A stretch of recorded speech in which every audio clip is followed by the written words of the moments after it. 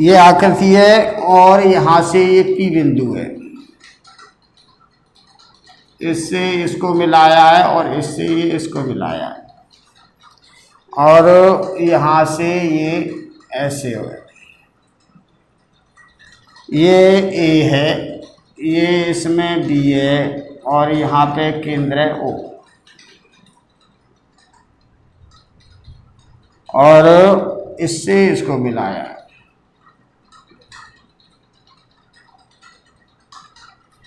तो देखिए, और इसको मान लो C मान लो, चलो इसको, तो इसमें हमें ये सिद्ध करना है, ए बी है ना OP को समद्विभाजित कर रहा है, OP है ना AB को समद्विभाजित कर रहा है, तो हमें ये सिद्ध करना है,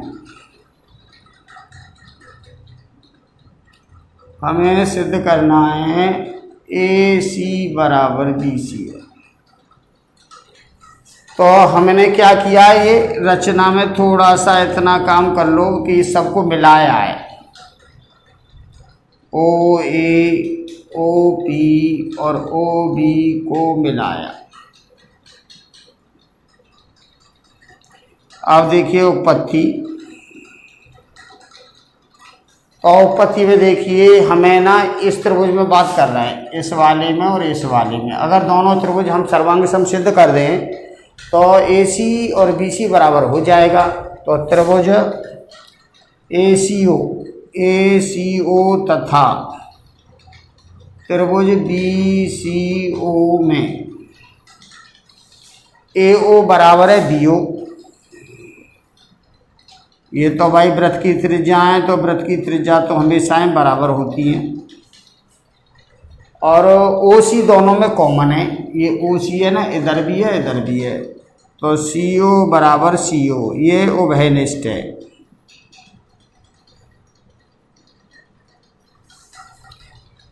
और कोण OAC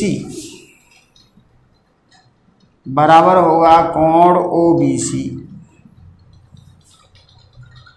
क्यों होगा बराबर? क्योंकि ये है ना, ये उभयनिष्ठ है, तो ये इसके सामने का ये कोण, इसके सामने का ये कोण बराबर होगा। ठीक है, तो ये पहला, और ये आया दूसरा, और ये आया तीसरा। अब 1 2 3 से, 1 2 और 3 से त्रिभुज ACO ये सर्वांग सम हो गया त्रिभुज BCO बाई साइड एंगल, और ये साइड एंगल साइड, मतलब एक एंगल है हमारे पास और 2 साइड है, एक ही है और एक ही है। तो साइड एंगल साइड से सर्वांग सम हो गया, तो सर्वांग सम हो गया तो संगत भुजाएं समान होंगी, तो संगत भुजाएं समान होंगी।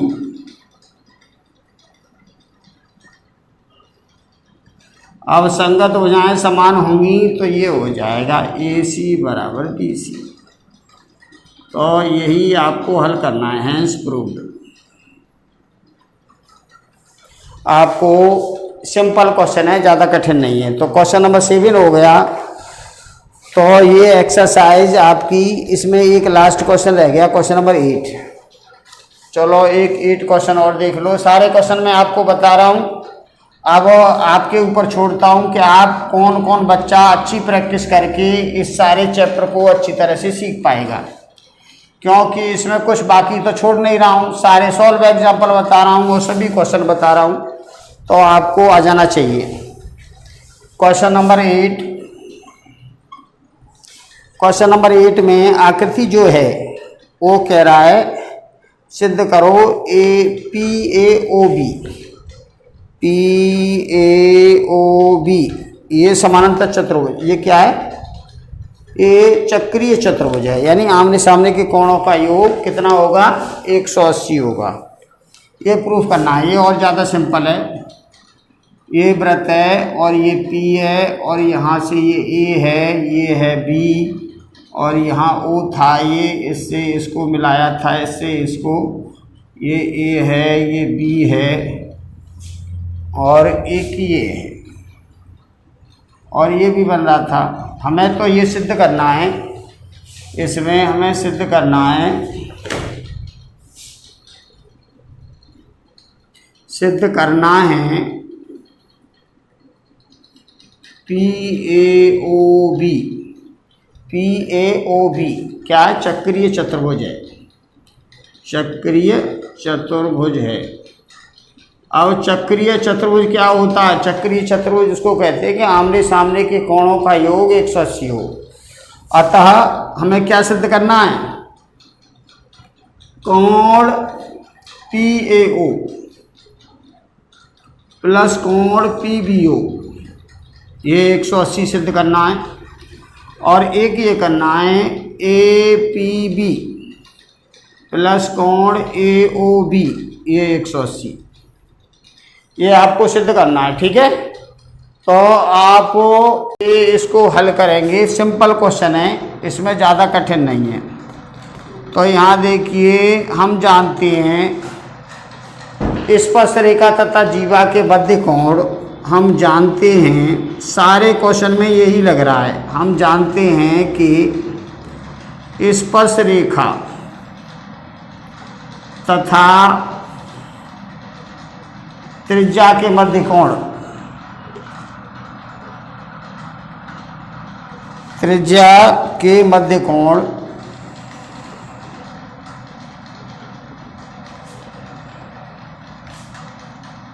90 अंश होता है।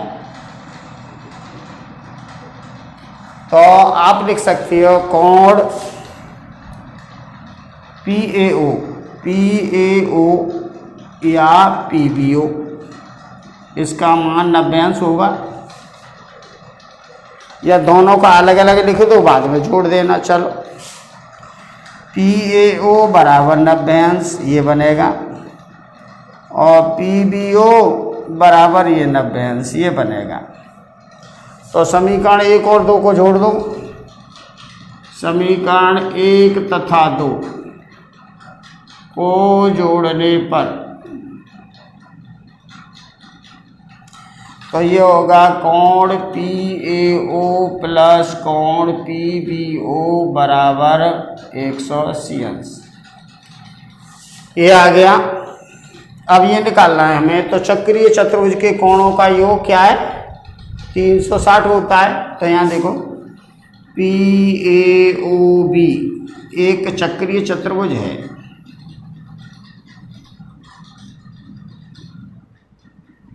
अब चक्रीय चतुर्भुज के सभी कोणों का योग 360 होता है, तो बाकी के ये कोण और ये कोण बचे।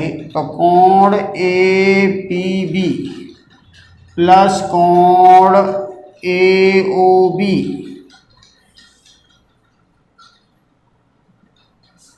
प्लस कोण PAO प्लस कोण PBO बराबर 360 होगा। और ये हमें 180 दे रखा है। APB और AOB और ये दे रखा है 180। ये समीकरण 3 से मान लगाया है, और ये 360। तो ये आएगा APB प्लस कोण AOB बराबर 360 हो। ये 180 उधर जाएगा तो ये हो जाएगा, तो 180 आएगा। तो ये हमें क्वेश्चन करना है ऐसे। तो हमने एक तो यहाँ पे ये कोण 180 टोटल किया और एक ये किया, यही हमें कराना है। ठीक है, तो ये क्वेश्चन नंबर 8 हुआ। क्वेश्चन नंबर 8 जो है, ये एक्सरसाइज 13.1 खत्म हो जाती है यहाँ पे। अब देखिए 13.1 एक्सरसाइज किस पे आधारित थी? वो 13.3 प्रमेय पे आधारित थी टोटल। अब मैं आपको 13.2 एक्सरसाइज से पहले उसकी प्रमेय बताऊंगा, वो है 13.4 प्रमेय। 13.4 प्रमेय क्या होती है? एक वृत्त की जीवा और तथा उसी पर स्पर्श रेखा के मध्य का कोण एकांतर वृत्तखंड में बने कोण के बराबर होता है। तो ये प्रमेय हम बता रहे हैं आपको 13.4। ये है ना, पिछली साल तो 12.8 आई थी, उससे पिछली साल 13.4 आई थी। ठीक है, अभी सप्लीमेंट्री में 11.9 और 11.13 आई है। ठीक है, तो ये आ सकती है वापस लौट की अब की बार। इंपोर्टेंट प्रमेय में इसकी गिनती है। तो यहां देखिए, ये कह रहा है एक व्रत है, एक व्रत है ये, इस व्रत की ये है एक जीवा ए बी, और यहाँ पे है ये स्पर्श रेखा जो ए को स्पर्श बिंदु ये है ए, ये है ना पी क्यू स्पर्श रेखा है ये। तो ये वाला कोण का जो मान होता है वो इसके इधर साइड में जो वृत्तखंड बचा है, एकांतर वृत्तखंड बोलते हैं, इसमें बने कोण के मान के बराबर होगा।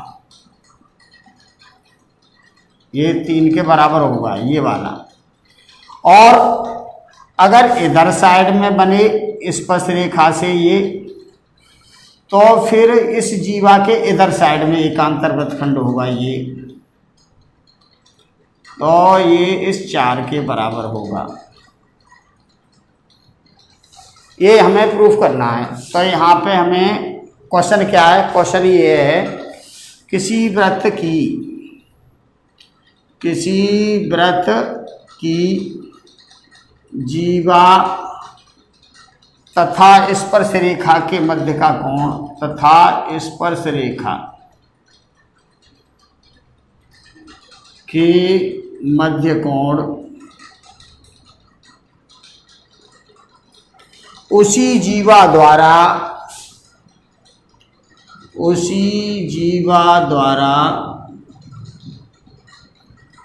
एकांतर वृत्तखंड जीवा द्वारा बने एकांतर वृत्तखंड के बराबर हो, वृत्तखंड के कोण के बराबर होता है। बने उसी जीवा द्वारा बने एकांतर वृत्तखंड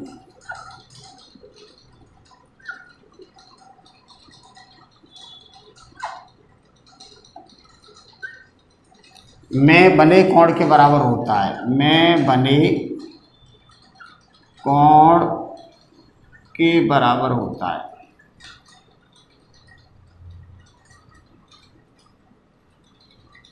इम्पोर्टेंट प्रमेय है और इस प्रमेय पे आधारित है एक्सरसाइज 13.2। तो ये प्रमेय है, तो इसको आपको यहाँ दिया है, हमें जो जो दे रखा है वो लिख दो। एक ये स्पर्श रेखा और जीवा के मध्य कोण, स्पर्श रेखा तथा जीवा के मध्य कोण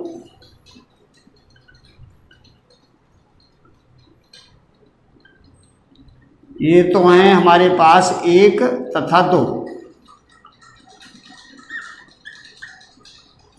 और एकांतर वृत्तखंड के कोण तथा एकांतर वृत्तखंड के कोण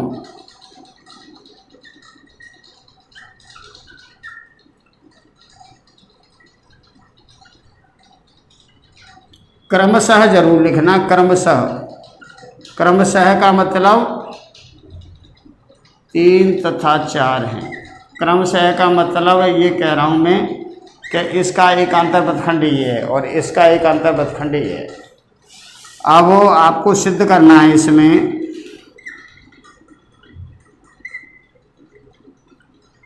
सिद्ध करना है कोण 1 है ना, वो तो कोण 3 के बराबर है तथा कोण 2 कोण 4 के बराबर है।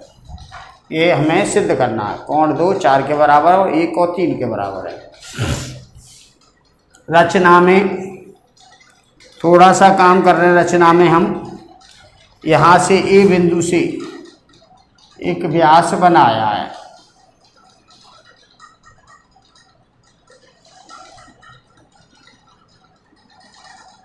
व्यास है ना, केंद्र से होकर जाता है और इससे इसको मिलाया है। मान लो ये ई है, क्या है ई,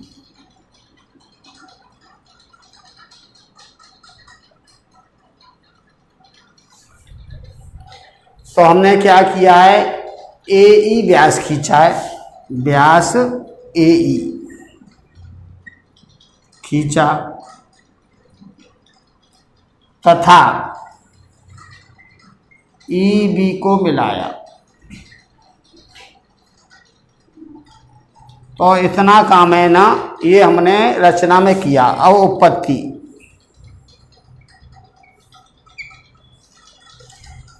उत्पत्ति में देखिए, यहाँ से सबसे पहले ये वाला देखो, ये कौन है ना, ये कह रहे हैं त्रिभुज ए ई बी में, ए ई बी में कोण ए बी ई बराबर 90 अंश। अर्धवृत्त में बना कोण है ये, व्यास है ये, व्यास के दोनों सिरों से ये अर्धवृत्त में कोण बनना है, तो ये 90 का होगा अर्धवृत्त का कोण। अर्धवृत्त में बना कोण है ना 90 का होता है, ठीक है। तो ये 90 का है, तो बाकी के इस त्रिभुज में ये वाला कोण, ये कोण, इन दोनों का टोटल कितना होगा 90। तो यहाँ लिख दो, अतः कोण ए ई बी प्लस कोण ए बी बराबर 90 अंश होगा। तो ये पहला समीकरण बन के तैयार हुआ, इसकी हमें ज़रूरत है। अब आगे देखिए, एक तो यहाँ से बनाइए, नेक्स्ट देखो, ये है ना व्यास है, ये क्या है व्यास, तो ये कोण और इस कोण का टोटल 90 होगा। तो यहाँ देखो ए ई है ना व्यास है, अतः कोण ए बी, कोण ए बी और बी ए क्यू, क्योंकि ये और ये 90 अंश का कोण है, बी ए क्यू इसका टोटल है ना वो 90 अंश होगा। बी ए क्यू को आप कोण 1 लिख लो,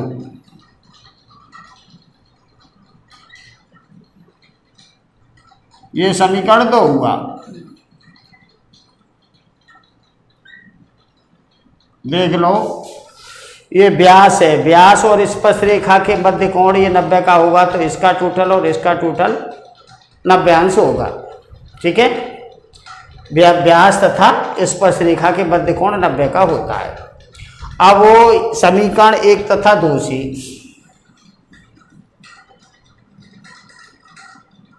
समीकरण 1 तथा 2 से ये बराबर भी 90 है और ये बराबर भी 90 है, तो ये बराबर ये, तो ए ई बी प्लस कोण ई ए बी बराबर होगा ई ए बी प्लस कोण 1। तो ई ए बी ये कट गया, तो कोण 1 बराबर आया ए ई बी, ये मान लो थर्ड है। ये कोण 1 का मान है ई ए बी के इसके बराबर, और ये कोण बराबर होंगे, क्योंकि समान चाप से एक ही वृत्तखंड में बने कोण ये बराबर होते हैं। तो कोण ए ई बी बराबर होगा कोण 3। ये क्या है, समान चाप से एक ही वृत्तखंड के कोण लिख दो, एक ही वृत्तखंड के कोण है। तो एक ही वृत्तखंड के कोण बराबर होते हैं, तो ये, तो समीकरण 3 और 4 से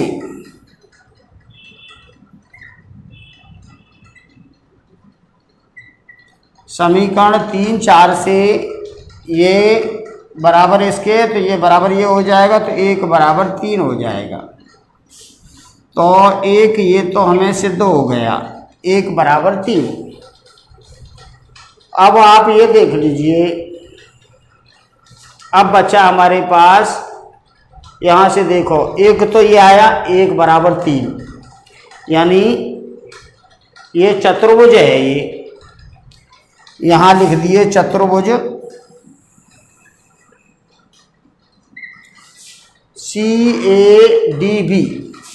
CADB में आमने सामने के कोणों का योग कितना होता है? 180 होता है। तो कोण 3 और कोण 4 इसका टोटल 180 होगा।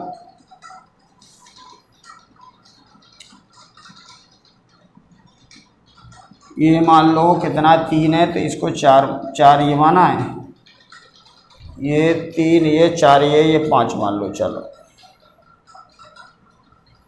तो यहाँ देखो 3 और 4 का टोटल 180 होगा। चक्रीय चतुर्भुज वो है ना, चक्रीय चतुर्भुज है एक। चक्रीय चतुर्भुज के सम्मुख कोण है ना वो संपूरक होते हैं, तो ये आएगा।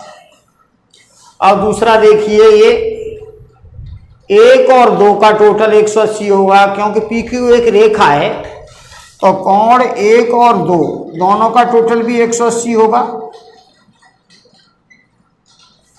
अब समीकरण A और B से, अब ये 2 लाइन का क्वेश्चन रह गया है। समीकरण 1 तथा, ये आगे थोड़ा सा इधर लिखे दे रहा हूं, ये तो आप उसमें से किताब में से भी देख सकते हो। तो यहां से देखिए समीकरण A तथा B से, A तथा B से ये हो जाएगा, ये भी 180 है, ये भी 180 है, तो ये हो जाएगा 3 + 4 बराबर 1 + 2। अब समीकरण 5 से मान लगा दो इसमें, समीकरण 5 से मान, समीकरण 5 से आप है ना 1 की जगह 3 लगा दो, इसकी जगह क्या लगा दो? 3। तो ये हो जाएगा 3 और 4 और 3 बराबर 3 और 2। तो इस 3 से ये 3 कट जाएगा, तो 2 और 4 बराबर हो जाएंगे। तो एक तो ये आंसर आया और एक ये आंसर आया। ऐसे आपको ये हल करना है, ठीक है। क्वेश्चन इजी है, ज़्यादा कठिन नहीं है। ये कह रहा है प्रमेय है 13.4। प्रमेय ये कह रही है जीवा तथा जीवा ये और स्पर्श रेखा के मध्य का कोण इस जीवा द्वारा एकांतर वृत्तखंड ये बना है, इसमें बने कोण के बराबर होता है। तो ये इसके बराबर है, और ये जीवा और स्पर्श रेखा के मध्य का 2 कोण है, एकांतर वृत्तखंड में कोण बड़े कोण 4 के बराबर है। तो आपको ऐसे इसको हल करना है। तो इस क्वेश्चन को अच्छी तरह से देख लो, यहाँ से हल किया है, और ये है ना ऊपर जितना ये है ये और लिखा है।